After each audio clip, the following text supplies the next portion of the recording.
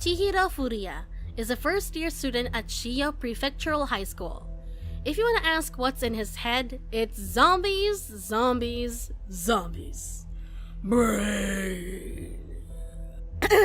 Sorry. Ever since he was a child, he's always enjoyed watching these undead creatures in movies and TV shows. And like how fantasy lovers dreamed of getting it on with an elf, or how a sci-fi aficionados rule Schmurdy Ford a couple of androids in their lifetime, Chihiro frequently dreams about getting physical with a zombie girl.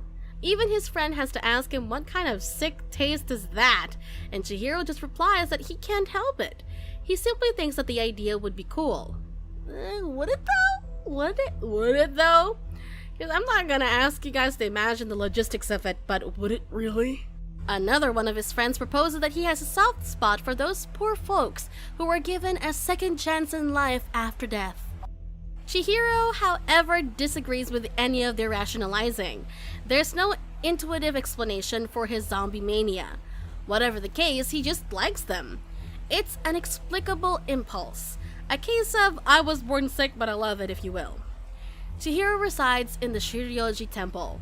He lives there with his grandpa Jogoro, his dad and temple priest Don, and his stoic 12-year-old sister Meadow, who does almost all of their household chores. They also have a stray cat named Babu that Chihiro had gladly taken in. As for his mom, well, she passed away when he was little, and he barely has any memory of her. Though his grandfather's mental sharpness is deteriorating, Chihiro likes to believe that they have a happy family and that he's perfectly content, and he doesn't miss anyone. But as Chihiro will soon learn, life is always changing. His world froze on the day Babu got run over by a car. Chihiro kneels there, devastated as he cradles his head cat in his trembling arms. The driver tries to speak with him, but his focus is entirely on Babu. He's an older man from their neighborhood, and Chihiro's known him since he was a child. But with a heavy heart, Chihiro can only bury Babu outside the temple. His father apologizes since they couldn't hold services for animals in the temple, as some parishioners are particular about that. After paying his respects, the man goes, leaving Chihiro and Meadow to mourn the loss of their cat. The still impassive Meadow asks her brother if temple children still have to be strong at times like this. Of course not, he answers, and that was all the cue Meadow needed to recede to the little girl she is. She squats beside her brother, who draws her closer to him so they can grieve together. But this is the first loss that Chihiro's intimately experienced, and he can't come to terms with Babu's death. In fact, he thinks that it's impossible Babu's dead. Then an idea popped up. Last year, while he was at a relative's home in Tohoku, he was helping them sort out materials to be donated to a local museum. He'd found a cryptic manuscript there, and he was almost sure that the writing dealt with reanimation, the act of bringing something back to life. Maybe it was all nonsense, but it was worth trying out. Late at night, he digs out Babu from his grave and takes his frozen remains to an abandoned building in the area. He plans to follow the direction in the mysterious book to bring Babu back to life. On the second night, he notices something peculiar. A girl hunched in front of a well by the building grounds, screaming into the abyss at the top of her lungs. On the following day, as Chihiro prepares ice cubes for preserving Babu's corpse, Meadow approaches him and asks what he's doing. Since Chihiro's speech is at 100 here, the only answer he can come up with is, "I'm not up to anything at all!" More suspicious now, obviously, Meadow makes it clear that he can't fool his sister's eyes, but Chihiro just brushes her off before heading to school.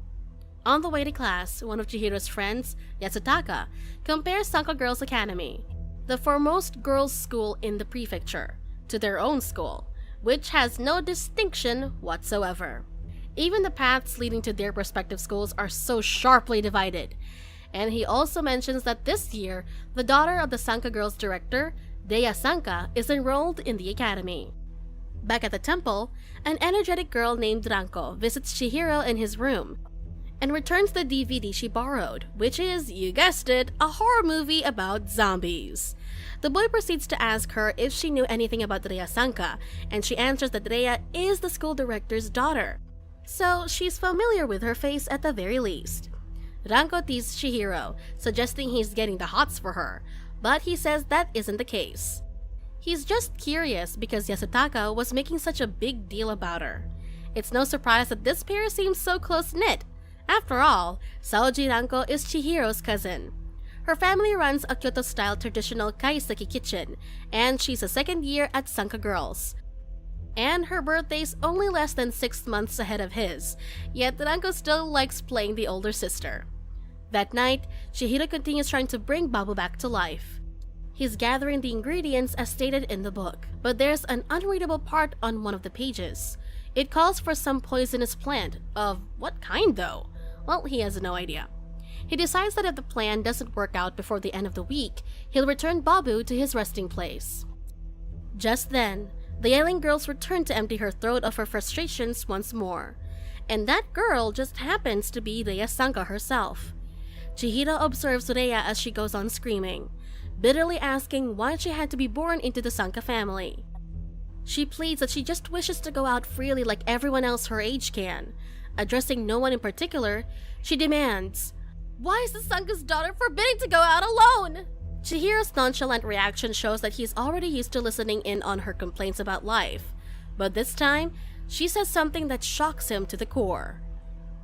"Father, would you stop taking naked pictures of me every year on my birthday to measure my growth?" Splash! Chihiro's bottle of cherry juice falls on the ground, and Rhea is finally aware of his presence. The scene cuts to Chihiro and Rhea inside a dilapidated room within the building, taking shelter from the rain. They're awkwardly sitting next to each other, with a noticeable gap between them. Rhea eventually speaks up, promising to do anything as long as he wouldn't tell anyone what had happened that night. Oh, and don't forget the night before that, Rhea. When the girl discovers that Chihiro saw her yesterday too, she's absolutely mortified. She hides her face, leaving Chihiro to wonder aloud if he shouldn't have mentioned that. A little too late for that, though. Rhea doesn't answer, and instead, she starts whispering about how she wants to die, how she's better off dead. She wants to die and come back to life as someone else. "I guess even just fun kids like you have it tough growing up," Chihiro profoundly says. If he had to live like her, with everyone always forcing superficiality down his throat while being unable to speak up for himself, he'd be screaming like she is. Rhea stares at him for a few moments before asking if he also goes there to do some screaming, so Chihiro shares that he's actually planning to resurrect his old pet. Despite what he's planning to do, he's not that delusional.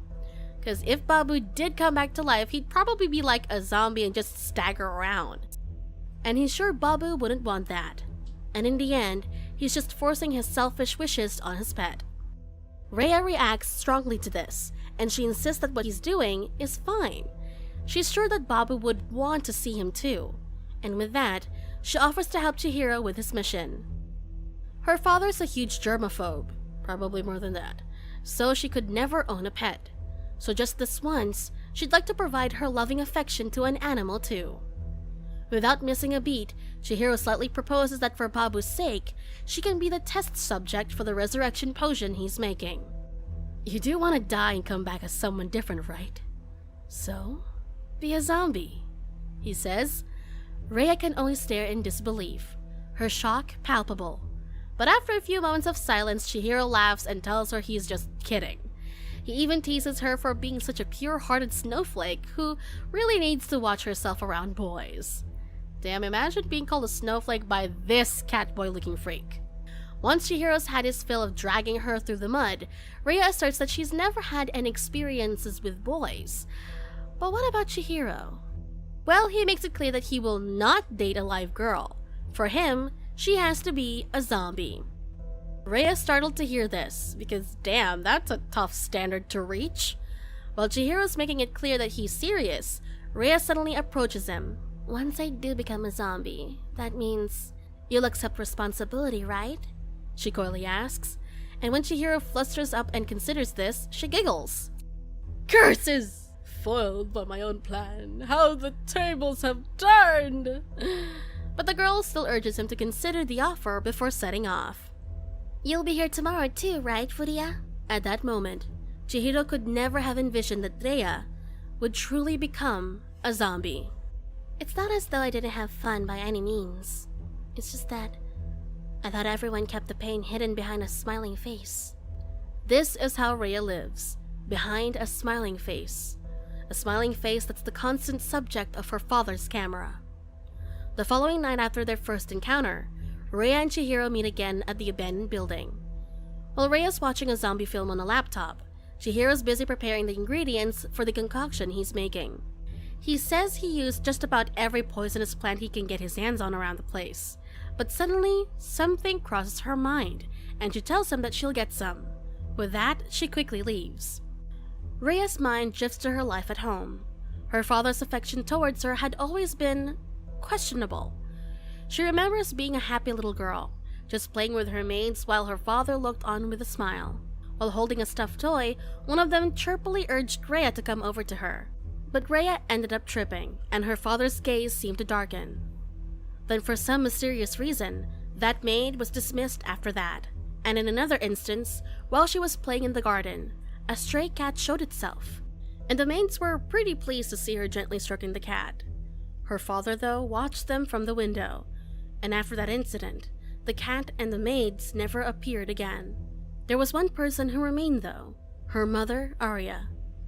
Ironically, the woman's presence made no difference at all, seeing as she only ever had a cold shoulder to give her daughter. As a sick and twisted yearly tradition for her birthday, Rhea's disgusting father would organize photo shoots.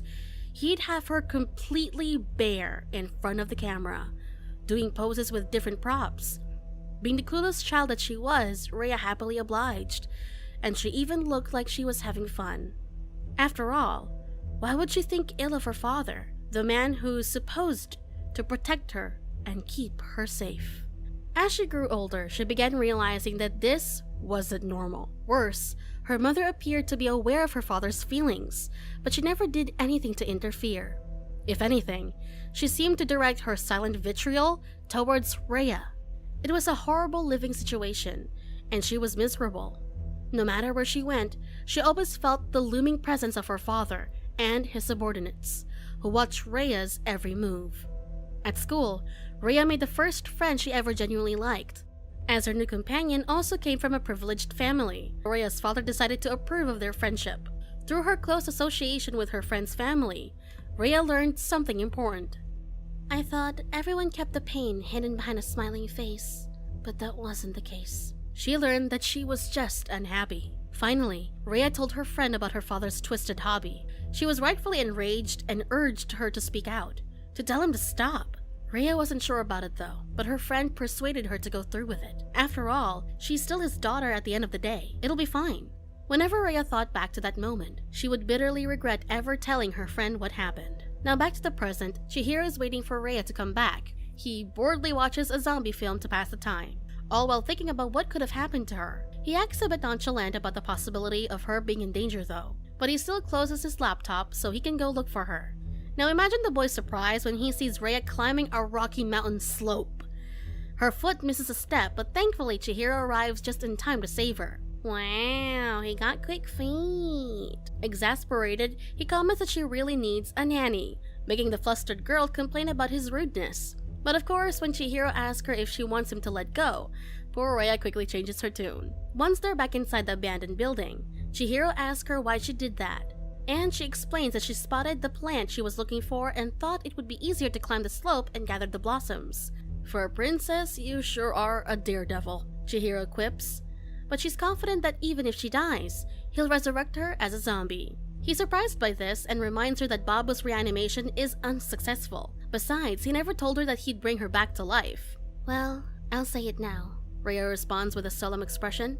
I want you to bring me back to life, if you please. In the past again, Rhea finally confronted her father, asking him to stop taking pictures of her. She just wanted to be normal, but her father replied that it was only natural for him to record her growth as her parent. But she begged to differ. Can't we just be like typical fathers and daughters? Rhea asked. No, pleaded. To this, he only asked if someone said something to her. She vehemently denied this, insisting that anyone would find their situation strange. Still, Mr. Sanka dismissed all her plights, and said that she just didn't understand. Only one thing in this world was right, and that was his supposedly genuine affection towards her. Some days later, Rhea suddenly discovered that her friend had transferred schools. Something abrupt came up with her father's job, and rumor says that he was forced to resign from his company. Logically, Rhea thought that this was all of her father's doing. It had happened again. He took another thing close to her heart away from her. She decided to skip class and dash to her friend's place. Rhea bumped into her friend, who was holding an occupied cat enclosure, and she shared that the place that they were moving to wouldn't let them keep pets. So, she was headed to the public vet center. Apparently, her parents were acting really strange about something she didn't even do. Soon enough, she admitted to knowing what's up, and she angrily called Rhea out. "What did you tell your father? That I did something bad to you?" Troubled, Rhea denied all of this, but the girl bitterly told her that she should have never been her friend, and with that, she left, and this time for good. At home, Rhea's dad repeated that she just didn't understand. Happiness takes different forms for different people. He claimed that the purity of his fondness towards her was something that other people could never comprehend. "No, we would never will because you're a sicko." Rhea answered that she had no desire to understand it, but her shameless father only told her that she would one day acknowledge the depths of his love. After taking his glove off, he tipped her chin, telling her that if she never came to understand it, then it's just going to make someone else unhappy. He then added that she doesn't realize she lives in a far happier environment than everyone around her. After he's had his fill of manipulating his poor daughter, he stood behind his camera and told her to disrobe. Disheartened, Rhea could only think that if her trying to be happy is going to make someone else unhappy, then she's sure it would be better for her to remain unhappy. The scene returns to the present, with Rhea bringing out a hydrangea that she procured from outside. These lavender-colored blossoms turn out to be poisonous. Although Rhea isn't an expert on the flowers, her family crest bears the hydrangea, so they have a tremendous amount of the plant growing on their premises. Since she was little, Rhea's father always warned her not to put them in her mouth. Then Chihiro uses the hydrangea to brew the potion, and once he's finished, he pours a glass of the sparkling purple fluid into Babu's mouth. Afterwards, the two observe Babu for some time, but nothing happens. At this point, Chihiro decides to stop his attempts to resurrect his pet. He tells Rhea to meet up with him the next day and bury Babu. As they prepare to head home, Chihiro notices that Rhea is limping a little, and he decides to give her a ride home on his bike. Unfortunately for Rhea, her father sees her creeping inside their home. After calling her attention, her father gives her a big slap on the face. When Chihiro arrives at home, his cousin Ranko welcomes him. She asks where he had been going out at this late hour, and he makes up a blatant lie about getting some ice cream at the convenience store and reclining by the river. But Ranko mentions that from what Mero was saying, he'd been sticking somewhere every night since Babu's death with a cooler in hand. He continues making excuses and explains that he just wanted to have a river raft adventure. Ranko opens the cooler and out comes Babu, alive and well. The reanimated cat hops around the room and leaps into the outdoors. Chihiro, amazed by the results, remarks that his potion was successful. Now at Rhea's home, she gazes through her bedroom window in a melancholic state, softly apologizing to Chihiro and Babu for being unable to make it the next day. Apparently, her father had said he would never let Rhea out of the house again, and he wouldn't even let her go to school. It turns out that Rhea took some of the resurrection potion with her as well. Now thinking that the substance would kill her, she ingests the vial's contents, deciding that she would rather be dead. However, the next day Rhea wakes up alive and well, but disappointed that the potion was ineffective. She decides to pretend like nothing happened and goes on with her usual routine. She greets her father and mother as cheerfully as she can. Arya reprimands her daughter for sneaking out of the house last night, worrying that her own reputation might be tarnished. Her father apologizes for slapping her, but she brushes it off, saying he was in the right. She expresses her gratitude for her father, although it certainly looks like she doesn't mean this. Rhea's father asks why she's wearing her school uniform, when he had already said that she'd be home schooling for the time being. Then her father's butler arrives, and she is promptly sent out of the room. Eavesdropping by the door, Rhea discovers that they were talking about Chihiro. Her dad declares, "Make sure he never comes near Rhea again. Castrate him." Rhea is completely confused about what he means by this order. One thing's for sure though, Chihiro is in danger. Meanwhile, Chihiro admits to Ranko and Mero that he'd mixed up a resurrection potion and fed it to Babu's remains. Of course, Ranko is in utter disbelief. On the other hand, Chihiro is elated that Babu's back and alive again. The revived cat is on a high tree branch, standing with a deadpan expression even as Chihiro fervently urges his pet to come down. Ranko says that there's something off about Babu, and his eyes are glowing brightly, and he isn't as affectionate as he was before. Beginning to worry, Ranko asks Chihiro that if Babu indeed has come back to life, could he assure her that the animal wouldn't attack people like zombies do, and that people who are bitten wouldn't turn into zombies themselves? Chihiro dismisses this, saying that stuff like that came right out of a comic book and couldn't really happen. Oh, as if literally resurrecting a cat wasn't itself already strange enough. Babu suddenly starts running away though, and Chihiro chases after him, with Ranko following suit. Meadow is thus left alone. Then Grandpa Jogoro then comes out and asks her what's going on, and she replies that Chihiro mentioned something about bringing Babu back to life and that he now wants to keep another pet cat. Meanwhile, as the cousin duo continues their pursuit of the elusive Babu, Chihiro does think it's strange that back then, Babu used to let him catch him so easily, compared to now. They see him enter a long tunnel, and Chihiro enters it too. Ranko has no choice but to follow, and as they're crawling inside the cramped passageway, her hips unfortunately get stuck. At the same time, Rhea once again escapes from her home. Her drunk mother notices this but refuses to say a word about it. Chihiro finally reaches the end of the passageway, and it turns out to be right below the abandoned property. The scene transitions to Chihiro's school, with his friends being approached by Rhea, who is on the other side of the fences that separate their buildings. She asks them if Chihiro is with them. His friend Mogi says it doesn't look like he's arrived at school yet. Yazutaka asks Rhea if she needs anything from him, and she timidly replies that Chihiro is going to get castrated,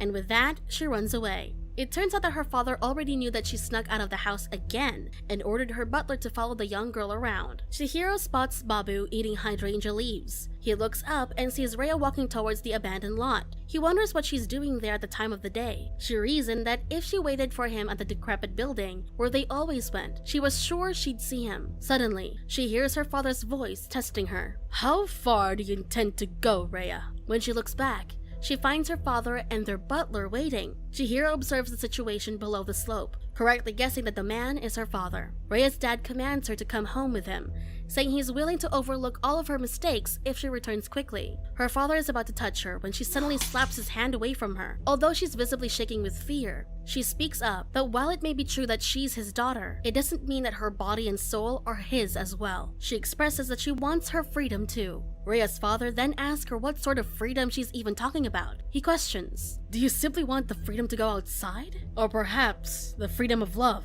Rhea's father manages to grab her by the hand and forcefully drags her with him, ignoring Rhea's cries to wait for a moment. Babu swiftly climbs up the slope, and the man is shocked to see such a filthy cat. Rhea approaches Babu, surprised that the cat really did come back to life. At the same time, her father yells out for her to stop, as she might get contaminated from touching the animal. Rhea takes no heed of this, and is just happy that Chihiro was successful with the resurrection potion.